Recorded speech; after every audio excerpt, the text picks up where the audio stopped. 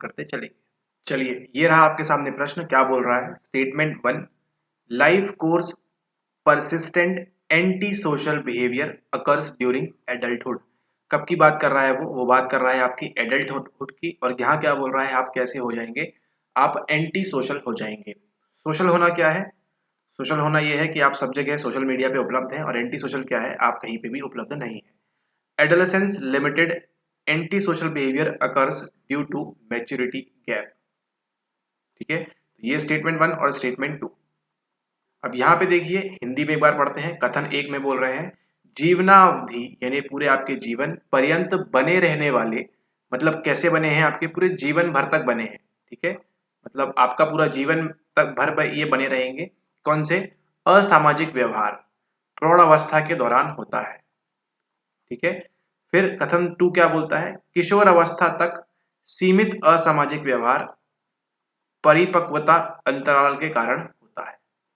ठीक है, तो यहाँ दो बात को आपको ध्यान देना है। वो क्या है? वो है आपकी प्रौढ़ अवस्था और ये है आपकी किशोर अवस्था। इन दोनों में से पहले कौन सी आती है? पहले आती है आपकी किशोर अवस्था। ठीक है, तो अगर आप सामाजिक होंगे, है ना, सामाजिक होंगे तो कब होंगे? पहले आप स्टार्ट होंगे किशोर अवस्था में, ना कि आप प्रौढ़ अवस्था में। ठीक है, बाल्यावस्था से ही आप धीरे धीरे समाज में एंट्री करने लगते हैं। ठीक है, तो आपका सामाजिक व्यवहार शो करेंगे या असामाजिक एंटी सोशल दिखाएंगे या सोशल बिहेवियर दिखाएंगे। ठीक है, उसकी बात यहाँ पे हो रही है। तो ये बोल रहे हैं कि जीवनावधि पर्यंत बने रहने वाले, जीवन भर तक बने हैं आपके असामाजिक व्यवहार एंटी सोशल बिहेवियर प्रौढ़ावस्था के दौरान होता है। ठीक है, लेकिन ऐसा तो नहीं होता है। प्रौढ़ावस्था यानी कब हो गए हैं? आप वयस्क हो गए हैं। ठीक है, यहाँ क्या बात कर रहा है? तो ये जो है आपका कथन गलत है। कथन 2 क्या कहता है? किशोर अवस्था तक, आपकी इस एज तक सीमित असामाजिक व्यवहार परिपक्वता अंतराल के कारण होता है। आप असामाजिक क्यों होते हैं? क्योंकि वहां पे क्या मिलता है आपको? परिपक्वता अंतराल, जैसे इंग्लिश में कहा गया है उसे क्या? Maturity gap. ठीक है, तो adolescence limited anti social behaviour occurs due to maturity gap. ठीक है, तो ये क्यों होता है? Anti social behaviour adolescence limited होता है। थोड़ा सा क्यों होता है? क्योंकि आपको क्या मिलती है वहां पे? मैच्योरिटी गैप मिलती है। ना तो आप पूरी तरह से मैच्योर हुए होते हैं और ना ही पूरी तरह से आप इमेच्योर हुए होते हैं। ठीक है, मतलब इस अवस्था में, इस एडोलेसेंस में, इस किशोर अवस्था में, जब आपने देखा होगा कि घर वाले आपको बोलते होंगे कि ठीक है, आप बड़े लोगों के साथ मत बैठिए, ठीक उसी समय आपको एक तरफ बोला जा रहा है कि बड़े लोगों के साथ मत करिए, जो आपसे बड़े हैं उनके साथ मत बैठिए, यानी कि जो एडल्ट है उनके साथ मत बैठिए। ठीक है, इस समय होते हैं आपको, आप होते हैं 8वीं 9वीं 10वीं कक्षा के आसपास। ठीक है, उस कक्षा में आपको बोलते हैं कि बड़ों के साथ मत रहिए। साथ ही साथ आपसे ये भी कहा जाता है कि बच्चों की तरह क्या बर्ताव कर रहे हो और बच्चों की तरह क्या खेल रहे हो। ठीक है, तो ये मध्य वाली अवस्था होती है जहां पे हम क्या डेवलप कर लेते हैं? Anti social behaviour. और यहाँ पे क्या बोल रहा है? किसकी वजह से अकर होता है? ये किसकी वजह से? कारण क्या है इसका? इसका कारण है आपका मैच्योरिटी गैप। ठीक है, ओके। तो सही आंसर क्या है? ऑप्शन 1 तो हमको मालूम है गलत है, मतलब स्टेटमेंट 1 इज इनकरेक्ट। तो ऑप्शन नंबर डी क्या होता है? इसका राइट आंसर होता है। राइट आंसर क्या है? राइट आंसर है इसका option number D, statement 1 is incorrect but statement 2 is correct. पहला कथन गलत है, जबकि दूसरा कथन क्या है? दूसरा कथन आपका यहाँ पे सही है। ठीक है, तो इस तरह से आपको क्या करना है? थोड़ा थोड़ा शब्दों को आराम से पढ़ें, एक एक बार करके पढ़ें। उन 3 घंटे में अगर आप वहां पे क्या दिखाएंगे? संयम दिखाएंगे, तो ये आपकी जीत विजय होगी। ठीक है, अब चलते हैं अगले सवाल की ओर। अब यहाँ पे बात करते हैं प्रश्न नंबर 3 की। स्टेटमेंट 1 में कहा जा रहा है being marginalised also means you are discriminated. ठीक है, मतलब आपको रेखा के इस तरफ रखा जा रहा है, इसका ये मतलब है कि आपके साथ भेदभाव हो रहा है। Marginalisation and discrimination are not related. यहाँ क्या बोल रहा है? कथन 1, सीमांतीकृत होने का यह अर्थ भी है कि आपके साथ भेदभाव हो रहा है। बिल्कुल सही बात है, ऐसा ही है। और यहाँ पे क्या बोल रहे हैं? कथन 2 में सीमांतीकरण यानी कि आपका मार्जिनलाइजेशन और भेदभाव संबंधित नहीं है, मतलब इन दोनों के बीच में कोई भी संबंध नहीं है, आपके मार्जिनलाइजेशन के बीच और आपके डिस्क्रिमिनेशन के बीच में। ठीक है, तो क्या होना चाहिए? कथन 1 हमको लग रहा है सही है। सीमांतीकृत कौन होता है? मार्जिनलाइज कर दिया है कि आप लोग 10C के क्लास छात्र हैं और आप लोग 10D के छात्र हैं। ठीक है, इसके बीच क्या खींच दी है? एक सीमा खींच दी है। सीमांतीकृत होने का यह अर्थ भी है कि आपके साथ भेदभाव हो रहा है। ठीक है, तो आपको बोलेंगे क्या करिए? आप अपनी क्लास में जाइए। इनको बोलेंगे कि आप क्या करिए? आप अपनी क्लास में जाइए। तो कहीं ना कहीं एक प्रकार से भेदभाव हो रहा है। अगर मान लीजिए किसी को फोटो के लिए बुलाया कि सबकी क्लास की फोटो ली जाएगी, ठीक है, तो यहाँ पे क्या होगा, डिस्क्रिमिनेशन होगा कि नहीं होगा, होगा। ठीक है, और यहाँ पे क्या बोल रहे हैं, सीमांतीकरण और भेदभाव संबंधित नहीं है। यहाँ पे क्या दिख रहा है हमको, ये तो लग रहा है कि ये सही होना चाहिए, ये सही होगा होगा, है ना। और अगर ये सही हो रहा है तो इसका ये मतलब होता है कि आपका जो कथन 2 है ये क्या है, संबंधित नहीं है, ये गलत हो जाता है। राइट आंसर आपका क्या होना चाहिए, कथन 1 सही है किंतु कथन 2 गलत है, ऐसा कहते हैं। लेकिन ऑल थैंक्स टू किसको, आपको एनटीए को, वो क्या कहता है, वो कहता है कि राइट आंसर है आपका ऑप्शन नंबर बी, कथन 1 और 2 दोनों गलत है। तो उनके अकॉर्डिंग दोनों ही क्या होते हैं, ये गलत है, यानी कि आपके मार्जिनलाइजेशन का, आपके सीमांतीकरण का और आपके भेदभाव का कोई भी संबंध नहीं है। तो ठीक है, आज से हम भी यही मानेंगे, जो भी हमने बताया वो सब गलत है अभी तक। अब सही क्या सीख लिया है हमने, सही हमने ये सीख लिया है एज पर एनटीए आंसर की। ठीक है, आपको क्या बोल रहे हैं, वो ये बोल रहे हैं कि सीमांतीकृत होने का यह अर्थ भी है कि आपके साथ भेदभाव हो रहा है। ठीक है, तो ऐसा बिल्कुल भी नहीं है, ये गलत है। आपके साथ कोई भेदभाव नहीं हो रहा है, आप सीमांतीकृत ही हैं। और सीमांतीकरण और भेदभाव संबंधित नहीं है। ठीक है, तो ये भी गलत है। ठीक है, तो इसका मतलब क्या होगा कि आपका जो सीमांतीकरण है और भेदभाव, ठीक है, जो हमने इस ऑप्शन के थ्रू सही किया, बस वो वही कह रहे हैं गलत ऑप्शन देके। क्या बोल रहे हैं, सीमांतीकरण और भेदभाव संबंध, खैर इसमें इतना दिमाग लगाने की जरूरत नहीं है, उन्होंने बोल दिया तो उसको तो कोई झुटला नहीं सकता है। इसका क्या आंसर है, ऑप्शन बी, कथन 1 और 2 दोनों गलत है। बात वही हो रही है, वो भी सी बोलना चाह रहे हैं लेकिन उन्होंने ऑप्शन क्या दिया हुआ है, ऑप्शन बी दिया हुआ है। क्या बोल रहे हैं, सीमांतीकरण और भेदभाव संबंधित नहीं है, इसको उन्होंने क्या बोला है, गलत बोला है। तो सही क्या होगा, सही ये होगा ना कि सीमांतीकरण और भेदभाव में संबंध है। ठीक है, तो वही तो हमने यहाँ पे किया था, किंतु कथन 2 गलत है। ठीक है ना, कथन 2 गलत है, हमने क्या बोला है, कथन 2 गलत है, यानी कि हम भी जानते हैं कि इसके और इसके बीच में संबंध है और होना चाहिए, है ना। और अगर कथन 2 गलत है तो फिर हमारे पास एक ही ऑप्शन बचता है, ऑप्शन सी को हम मार्क करें, लेकिन नहीं। और यहाँ पे क्या बोल रहे हैं, सीमांतीकृत होने का यह अर्थ भी है कि आपके साथ भेदभाव हो रहा है। ठीक है, एनटीए के मुताबिक ये गलत है, तो सही क्या होगा फिर, सही ये होना चाहिए, एनटीए के मुताबिक क्या होगा सही, कि सीमांतीकृत होने का यह अर्थ नहीं है कि आपके साथ भेदभाव हो रहा है, मगर अगर आप मार्जिनलाइज्ड हैं तो इसका यह मतलब नहीं है कि आपके साथ क्या हो रहा है, आपके साथ डिस्क्रिमिनेशन हो रहा है, आपके साथ भेदभाव हो रहा है। ठीक है, ऐसा कहना है उनका। तो कान यहाँ से पकड़े कान वहां से पकड़े, बात एक ही है। तो इस प्रकार के सवालों में हमको ज्यादा दिमाग नहीं लगाना है ना। आपको 90% आप अपनी मेहनत से अपने हिसाब से सही आंसर करिए, बाकी 10% तो उनके हाथ में है। तो ऑप्शन नंबर बी क्या है, इसका राइट आंसर है। अब चलते हैं अगले सवाल की ओर। चलिए, ये रहा प्रश्न नंबर 4 और अभी तक आप लोग को सोते जागते ये सवाल दिखने लगा होगा। सीए कितना दिया हुआ है, सीए दिया है हमको 20 साल, मेंटल एज दी हुई है हमको 16 वर्ष। हमको क्या निकालना है, आईक्यू निकालना है। देखिए, कुछ लोगों को लगता है कि सवाल काफी आसान है, हम तो चुटकियों में इसको हल कर लेंगे, लेकिन वास्तविकता यह है, सच्चाई यह है कि इसमें 90% लोगों ने गलती की है। ठीक है, अधिकतर लोगों ने गलती की है क्योंकि उनको क्या नहीं मालूम है, उनको एक छोटा सा कॉन्सेप्ट नहीं मालूम है, किसका, मानसिक आयु का। ठीक है, क्योंकि मानसिक आयु को क्या है, हम बढ़ा नहीं सकते लीनियरली एक सीधी रेखी में, उसको बढ़ा नहीं सकते। तो इस कैसे सॉल्व करेंगे इसको, 16/16 गुणा 100 इज इक्वल्स टू कितना होगा हमारा 100। राइट आंसर क्या है, ऑप्शन नंबर 2 100। ठीक है, ओके, अब चलते हैं अगले सवाल के ऊपर। चलिए, ये रहा अगला सवाल, प्रश्न number 5। Which of the following statements describe the term diffusion of responsibility, उत्तरदायित्व का विसरण। एक्सीडेंट हुआ है, यहाँ पे क्या हुआ है, यहाँ पे एक्सीडेंट हुआ है, खाली रोड है, आप यहाँ से अपनी गाड़ी से आ रहे हैं। ठीक है, आप क्या करेंगे, इस आदमी की मदद करेंगे, क्योंकि वहां पे क्या लेंगे, वहां पे आप उत्तरदायित्व लेंगे उस चीज का। ठीक है, वहां पे आप अपनी जिम्मेदारी समझेंगे कि एक अकेला आदमी यहाँ पड़ा हुआ है इस वीरान रास्ते में, तो मुझे क्या करनी है, इसकी मदद करनी है।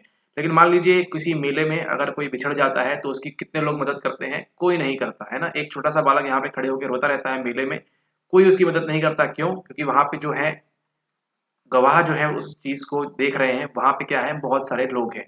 तो जितने ज्यादा लोग होंगे उतनी ही लाभ मिलने की, मतलब मदद मिलने की उतनी संभाव्यता क्या होती है, वहां पे कम हो जाती है। और इसी को हम क्या कहते हैं, इसी को हम कहते हैं उत्तरदायित्व का विसरण या विसरण। इसी को क्या कहते हैं हम, greater the number of witness to an emergency less likely the victims are to receive help. किसी आकस्मिक स्थिति का जितनी अधिक संख्या में साक्ष्य होता है, जितने लोग रहेंगे वहां पे, प्रभावित लोगों को सहायता मिलने की संभावना उतनी ही कम होती है। ठीक है, अब चलते हैं अगले सवाल के ऊपर। यहाँ पर देखिए क्या बोल रहा है प्रश्न नंबर 6 के अंदर, असर्शन और रीजन। हमको हमेशा ध्यान दीजिए, बताया है, फिर से बता देते हैं आपको। यहाँ पे असर्शन में हमको क्या देखना है, असर्शन में हमको देखना है इसीलिए, और यहां पे हमको क्या देखना है, क्योंकि। ठीक है, असर्शन में क्या बोल रहा है, यहाँ पे हमको देखना है क्योंकि इस वजह से इसको लाया गया, ऐसा कहना चाहते हैं यहाँ पे। ठीक है, असर्शन और reason. Counsellors generally follow eclectic approach. Approach क्या होता है, उपागम। To counselling suitable to specific context. Reason क्या बोल रहा है, when counsellor and client differ in their cultural background it requires multi cultural counselling skills. अभिकथन ए क्या कह रहा है उसको पढ़िए। सामान्यतया मतलब नॉर्मली परामर्शदाता कौन है, आपके जो काउंसलर हैं उनकी बात हो रही है। ठीक है, परामर्शदाता मतलब जो आपको परामर्श दे रहे हैं, विशिष्ट संदर्भ के लिए। विशिष्ट संदर्भ क्या होगा, हो सकता है आप जापान में हो सकता है मतलब कहीं कहीं भी हो आप, के लिए उपयुक्त परामर्श हेतु सर्वग्रहणशील उपागम का उपयोग करते हैं। ठीक है, एक्लेक्टिक अप्रोच इसे हम कहते हैं, नोट कर लीजिएगा इस बात को। एक्लेक्टिक अप्रोच क्या होती है, एक्लेक्टिक अप्रोच यानी कि सर्वग्रहणशील उपागम, मतलब हम क्या करेंगे, हर जगह से थोड़ा थोड़ा थोड़ा थोड़ा लेंगे अपनी टीचिंग या कुछ ही अलग स्टाइल में, इसे हम कहते हैं एक्लेक्टिक। ठीक है, मतलब थोड़ा यहाँ से लेंगे, अलग अलग थेरेपीज, अलग अलग काउंसलिंग की मेथड्स हम इस्तेमाल करेंगे ताकि हमारा जो क्लाइंट है उसको क्या हो, उसको फायदा हो, उसको लाभ पहुंचे, है ना। नाम से ही समझ में आ रहा है, देखिए सर्वग्रहणशील। अगर इसको बोले सर्व मतलब क्या होता है, ऑल, ना। ग्रहण मतलब क्या होता है, रिसीव करना। और शील मतलब आपका जो थेरेपी कर रहे हैं, काउंसलिंग कर रहे हैं, उसकी बात हो रही है ना। तो आप क्या करेंगे, ऑल रिसीव यानी अलग अलग अप्रोच है ना। अपने अलग अलग अप्रोचेस को आप क्या करेंगे अपनी थेरेपी, सॉरी अपनी काउंसलिंग के अंदर क्या करेंगे, उसको इंक्लूड करेंगे। क्यों, क्योंकि आपको क्या करना है, उपयुक्त परामर्श हेतु, है ना। हो सकता है कि आप जिसमें एक्सपर्ट हो, है ना, वो चीज सॉल्व ना कर पाए आपकी काउंसलिंग के द्वारा, लेकिन कोई दूसरी अप्रोच से आप मदद लेके क्या कर सकते हैं, उस जो क्लाइंट है उसको मदद कर सकते हैं। तो अभी कथन कहता है सामान्यतया परामर्शदाता जो होते हैं अलग अलग संदर्भ के लिए उपयुक्त परामर्श हेतु, है ना, जिस संदर्भ के लिए परामर्श उपयुक्त है उसकी बात हो रही है, ऑब्वियस सी बात है किसका उपयोग करेंगे, सर्वग्रहणशील उपागम का इस्तेमाल करेंगे। ठीक है ना, तो ये पढ़ के भी लग रहा है सामान्य हिंदी लिखी हुई है, बड़ी अच्छी बात है, मतलब ये तो सही होने वाला है। ठीक है, ओके। परामर्शदाता और सेवार्थी यानी कि जो आपका काउंसलर है और क्लाइंट है की सांस्कृतिक पृष्ठभूमि भिन्न होने पर, अच्छा संस्कृति के बारे में हमको काफी अच्छी तरह से मालूम है, होने पर बहुसांस्कृतिक परामर्शी कौशल की आवश्यकता होती है। क्या आपको लगता है ये सही है? जी हाँ, ये बिल्कुल सही है, क्योंकि हम जानते हैं ना कि कल्चर में कल्चर क्या होता है, अलग अलग डिफरेंट होता है। अमेरिका की काउंसलिंग और इंडिया की काउंसलिंग में जमीन आसमान का अंतर होगा। तो वहां पे क्या होना चाहिए, सांस्कृतिक पृष्ठभूमि क्या हो गई है, भिन्न हो गई है। सामान्य हिंदी लिखी है, हम तो कुछ जादू नहीं कर रहे हैं यहाँ पे, है ना, नॉर्मल हिंदी लिखी हुई है उसको पढ़ रहे हैं, बस क्या कर रहे हैं हम उसको ध्यान से पढ़ रहे हैं। पर बहुसांस्कृतिक परामर्शी कौशल की आवश्यकता होती है। तो ये बात तो हमको मालूम है ना कि कल्चर फेयर होना पड़ता है हमको। ठीक है ना, बहुसांस्कृतिक परामर्शी कौशल की आवश्यकता होती है, मतलब हम अमेरिका की काउंसलिंग भी सीखेंगे, इंडिया की भी सीखेंगे। तो मान लीजिए कोई अमेरिका का बच्चा इंडिया में आया हुआ है, तो क्या करेंगे, उसको हम अलग पृष्ठभूमि से है उसकी सांस्कृतिक, तो उसकी हम क्या कर सकते हैं, हम अगर हमारे पास स्किल होगी तो उसकी हम मदद कर सकते हैं, है ना। तो आर भी क्या है हमारा, सही है यहाँ पे, मतलब ए भी सही है और आर भी सही है, तो ये ऑप्शन और ये ऑप्शन हट जाता है। अब क्या आपको लग रहा है कि यहाँ पे जो बात हो रही है ये इसको जस्टिफाई कर रही है ना, यानी कि इसे कहते हैं इसीलिए, और इसको कहते हैं हम क्योंकि। ठीक है, या फिर इसको कह सकते हैं हम वाई, और यहाँ पे आपका बिकॉज आ जाएगा। ठीक है, तो क्या आपको लगता है अगर हम एक्लेक्टिक अप्रोच का इस्तेमाल करते हैं और यहाँ पे किसकी बात हो रही है, संस्कृति की बात हो रही है, तो क्या ये इसको जस्टिफाई कर रहा है, ये इसको जस्टिफाई नहीं कर रहा है। ठीक है, यहाँ पे अलग अप्रोच की बात हो रही है, यहाँ पे सांस्कृतिक पृष्ठभूमि की बात हो रही है। तो ए और आर दोनों सही है, लेकिन आर जो है ए की सही व्याख्या नहीं है। ऑप्शन नंबर बी क्या होता है, इसका राइट आंसर होता है। अब चलते हैं हम अगले सवाल के ऊपर। अब यहाँ पे देखिए अगला सवाल प्रश्न नंबर 7 मजेदार सवाल है, इसमें अब आपको मजा आएगा क्योंकि आपको चीजें मालूम है क्या कैसी होती है। Trace the sequence of events followed by the exposure to prolong stress.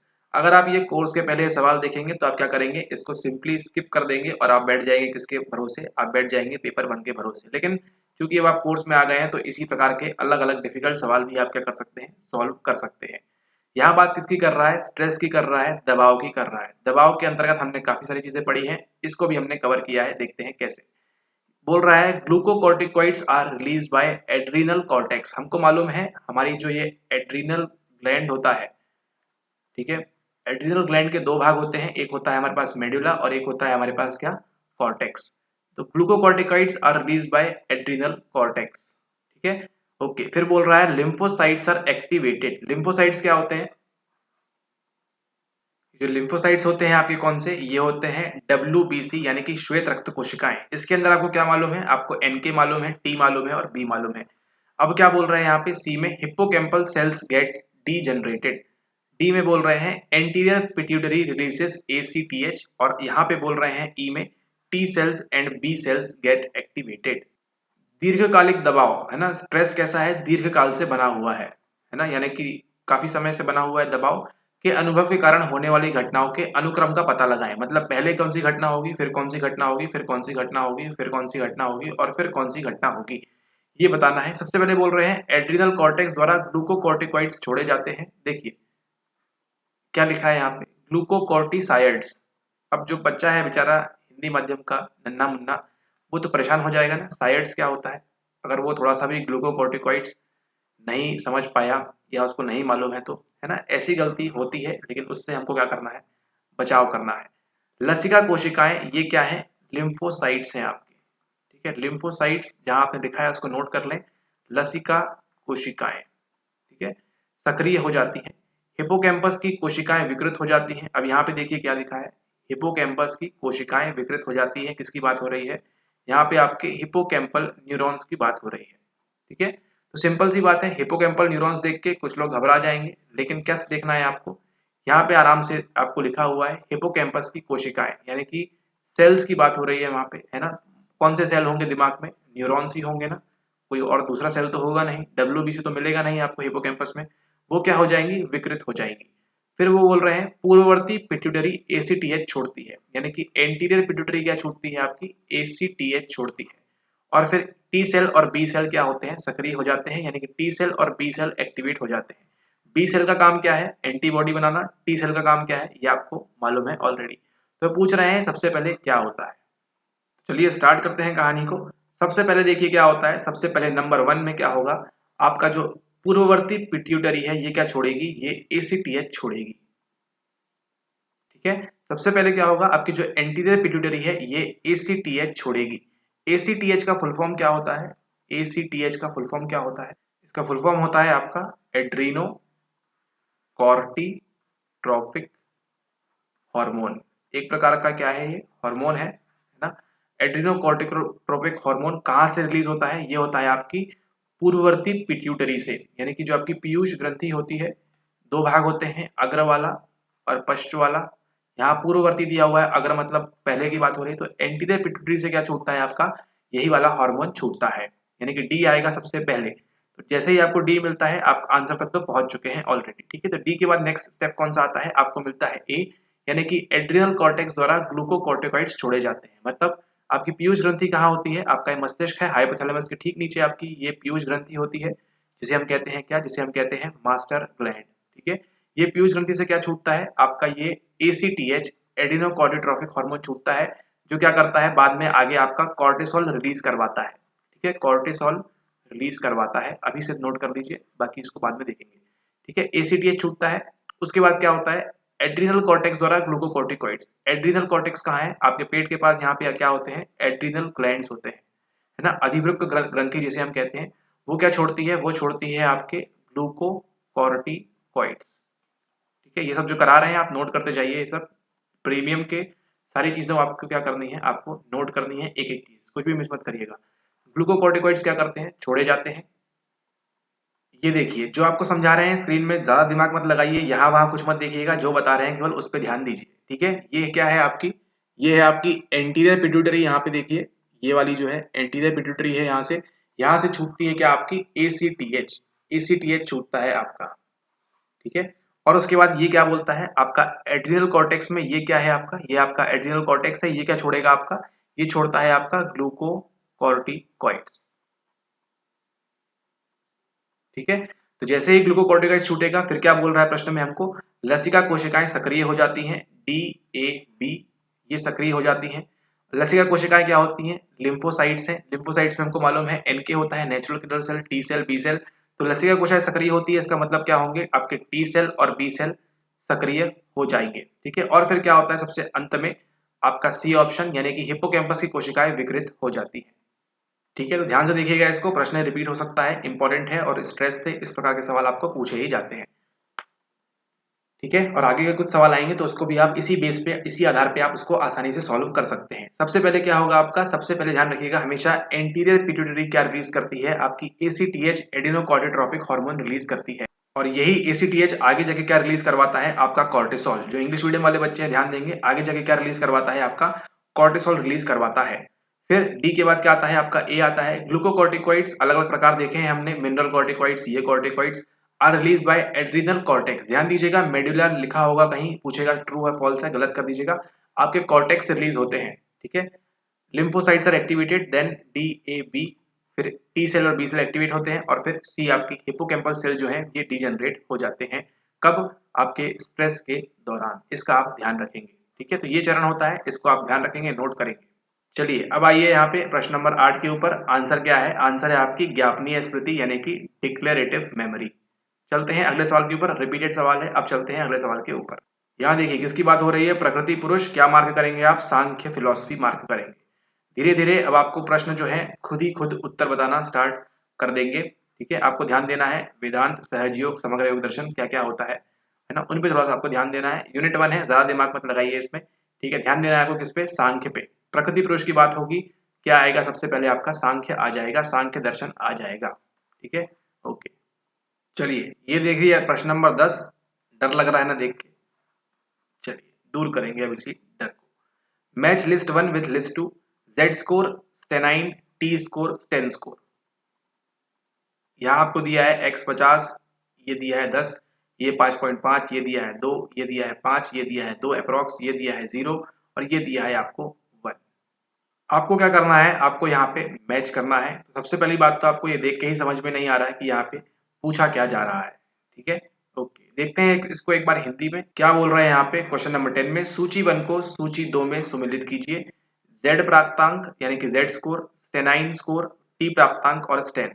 x 50 दिया है, ये 10 दिया हुआ है, क्या चीज हो रही है ना, ये हमको समझना है। तो चलिए चलते हैं, कहाँ पे चलते हैं हम? फ्लैशबैक में, हमारी काली स्क्रीन के ऊपर। एक बार फिर से आप सभी का स्वागत है इस काली स्क्रीन के ऊपर।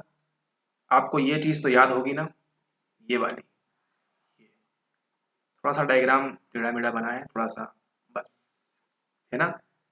इसे क्या कहते हैं? इसे हम कहते हैं प्रकृत प्रायिकता वक्र, ठीक है ना। यानी कि हमारा एनपीसी कहलाता है, ये एनपीसी भी कहलाता है, ये हमारा बेल कर्व भी कहलाता है, और यही क्या कहलाता है? यही कहलाता है हमारा गॉसियन कर्व भी, ठीक है। सब चीजें कहलाता है, एक ही चीज है ना। ओके, आपको ये मालूम है माध्य आपने निकालना सीख लिया, मीन, माध्यिका आपने सीख लिया, मीडियन, और मोड आपने सीख लिया जिसे हम कहते हैं बहुलक, ठीक है। तो किसी भी एनपीसी में आपको ये ज्ञात है, किसी भी एनपीसी में यहाँ पे क्या होता है, ये सीधी लकीर मारिएगा इसको, ठीक है। आपका बहुलक भी कहाँ मिलेगा? आपको यहाँ पे मिलेगा। माध्यिका भी आपको यहाँ पे मिलेगी और माध्य भी आपको यहीं पे मिलेगा। ये क्या होता है? इसे कहते हैं हम सेंट्रल, इसे कहते हैं सेंट्रल टेंडेंसी, ठीक है। क्या कहते हैं इसको? इसको हम कहते हैं सेंट्रल टेंडेंसी यानी कि केंद्रीय प्रवृत्ति, ठीक है। इसी के अंदर आती है माध्य, माध्यिका, बहुलक। ओके, तो हमको मालूम है, अगर हम बात करें, हमको आईक्यू की बात करें, आईक्यू कितना मिलता है? हमको 0 मिलता है। तो हम कह सकते हैं जितने भी लोग इस दुनिया में हैं, एवरेज आईक्यू कितना होता है? एवरेज आईक्यू होता है 100, और यही क्या होता है? 100, यही 100 हमारा होता है मीन, ठीक है। मीन और एवरेज, माध्य और एवरेज एक ही बात है, आपने कल के लेक्चर से इसको सीख लिया है, ठीक है। ओके, तो यहाँ पे हमारा मीन कितना है? यहाँ पे हमारा मीन है 100, ठीक है। और यहाँ पे कितना मिलता है हमको? यहाँ पे मिलता है 115, यहाँ मिलता है 130 और यहाँ मिलता है हमको 145। ठीक इसी प्रकार से यहाँ पे कितना मिलेगा? 85, 70 और फिर 55, है ना। ओके, तो अब इसी एनपीसी में जब हम क्या करते हैं, हमारे पास तो ये तो हमने क्या किया है, इस तरह से डेटा को बांटा हुआ है, ठीक है, कि इतने परसेंट में इतने लोग हमको मिलते हैं। लेकिन एक जो नॉर्मल होता है उसे क्या कहते हैं? संख्या, उसे हम कहते हैं हमारा जेड स्कोर। क्या कहते हैं उसको हम कहते हैं जेड स्कोर। सवाल उठता है क्या आपने इसके पहले जेड स्कोर को देखा है? जी हाँ, आपने जेड स्कोर को पहले भी देखा है। ठीक है, याद करिए जब हम पढ़ रहे थे इसके बारे में तो हमने लिखा था यहाँ पे 0, लिखा था यहाँ पे 0, और यहाँ पे क्या लिखा था हमने? यहाँ पे लिखा था हमने +1, यहाँ लिखा था +2, यहाँ पे लिखा था हमने +3, यहाँ पे हमने लिखा था -1, यहाँ पे हमने लिखा था -2, यहाँ पे हमने लिखा था -3। ठीक है, तो ये तो हमने बनाया है किसके लिए? 115। ये हमारा स्टैंडर्ड डिविएशन मानक विचलन हमारा जो है, मानक विचलन किसके लिए है? ये IQ के लिए है हमारे। वो कितना था? वो 15 है। एक ये वहां पे +15, यहाँ +15 और यहाँ +15, यहाँ माइनस माइनस माइनस। ठीक है, माइनस और प्लस किसके आधार पे कर रहे हैं? हमारे जेड स्कोर के आधार पे हम कर रहे हैं। ठीक है, हमको जो प्राप्त हुआ है वो क्या है? Z score. उसके आधार पे हमने +1 +2 +3 -1 -2 -3। ठीक है, ओके। तो बाकी सब चीज अभी आप भूल जाइए, आप इतना याद रखिए यहाँ पे क्या है, जेड स्कोर का क्या है हमारे पास। अगर हम बात करें केवल जेड स्कोर की, केवल जेड प्राप्तांक की बात करेंगे अगर हम, ध्यान दीजिए यहाँ पे हम बाकी सब भूल जाइए। यहाँ पे क्या हो रहा है, हम केवल इतनी बात कर रहे हैं कि यहाँ पे अगर हम पूछें जेड स्कोर के बारे में, तो आप ये बताइए इस आपके इस कर्व में यहाँ पे जो आप इमेज देख रहे हैं, इसमें आपका जेड स्कोर का माध्य कितना है? यानी कि आपके जेड स्कोर का मीन कितना होगा? आपके जेड स्कोर का मीन कितना है? यहाँ पे मीन आपको मालूम है कहाँ पे है? सेंटर में है। सेंटर में चले आइए, देखिए कहाँ पे आ रहा है मीन। मीन आपका आ रहा है यहाँ पे 0, मतलब आपका मीन कितना होगा यहाँ पे? मीन होगा आपका यहाँ पे 0 यानी कि 0। वही सवाल अगला उठता है कि यहाँ पे मानक विचलन कितना है? मानक विचलन यानी कि हमारा जो स्टैंडर्ड डिविएशन होता है वो कितना है यहाँ पे? स्टैंडर्ड डिविएशन किसका पूछ रहे हैं हम IQ का नहीं पूछ रहे हैं। हम किसका पूछ रहे हैं? हम पूछ रहे हैं जेड स्कोर का।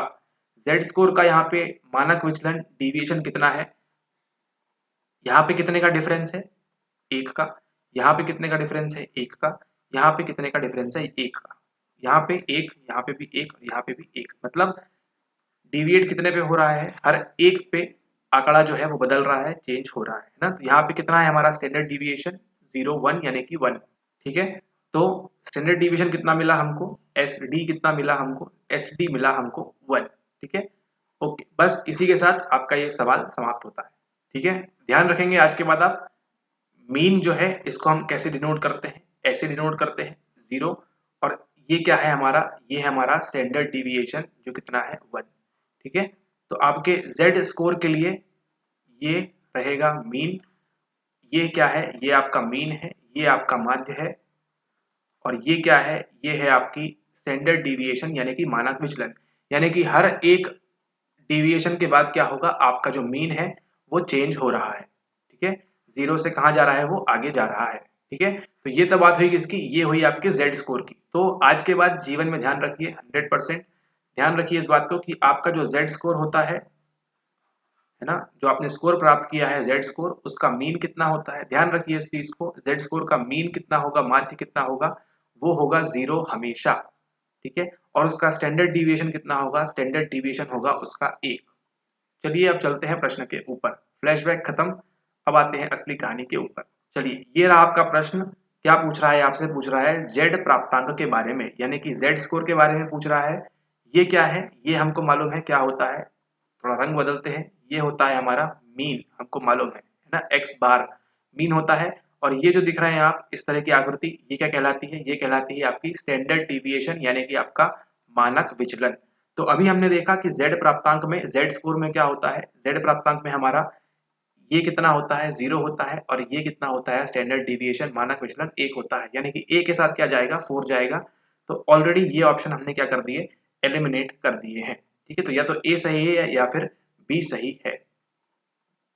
ठीक है, ओके। अब चलते हैं अगला देखते हैं। ये है कौन सा है हमारा? b है स्टेनाइन। स्टेनाइन क्यों बोल रहे हैं इसको? इसका मतलब होता है स्टैंडर्ड 9। यहाँ पे जो स्केल वगैरह होती है 9 की होती है, उतना भी काम के नहीं आपका, है ना। ध्यान रखिए स्टैंडर्ड 9 की बात यहाँ पे हो रही है, और यहाँ पे टी स्कोर की बात हो रही है, टी प्राप्तांक की। ठीक है, तो इसको भी देख लेते हैं हम। और यहाँ पे क्या है? यहाँ पे स्टेन है, नाम से समझ में आ रहा है क्या होगा। जिस प्रकार से यहाँ पे स्टैंडर्ड 9 है ना, स्टेनाइन यानी क्या है आपका? स्टैंडर्ड 9। उसी प्रकार से क्या है? स्टेन, स्टैंडर्ड 10 स्कोर है। ठीक है, तो इसका आप ध्यान रखेंगे। बात करेंगे हम टी प्राप्तांक की। अब आपको ये समझ में आ गया यहाँ पे क्या दिए हुए हैं, सब आपको ये दिए हुए हैं सारे, आपको मीन सभी आपको यहाँ पे माध्य दिए हुए हैं और ये सब आपको दिए हुए हैं उनके स्टैंडर्ड डिविएशन। ठीक है, तो आपका जो टी प्राप्तांक होता है, जो आपका टी स्कोर होता है, टी स्कोर का मीन कितना होता है, टी स्कोर का मीन होता है आपका 50 और उसका स्टैंडर्ड डिविएशन कितना होता है आपका 10 होता है। तो टी के साथ क्या जाएगा आपका, ऑप्शन नंबर 1 जाएगा। ठीक है, तो सी के साथ 1 कहाँ जा रहा है, सी के साथ 1 यहाँ जा रहा है, यहाँ जा रहा है, इसको तो हम ऑलरेडी एलिमिनेट कर चुके हैं। तो राइट आंसर क्या होता है हमारा, ऑप्शन नंबर ए इस प्रकार से होता है। ठीक है, तो अब आप इसको नोट कैसे करेंगे, स्टेनाइन का क्या जाएगा, स्टेनाइन का 5 और 2 और जब का स्टेन स्कोर है उसका 5.5 और यहाँ पे 2।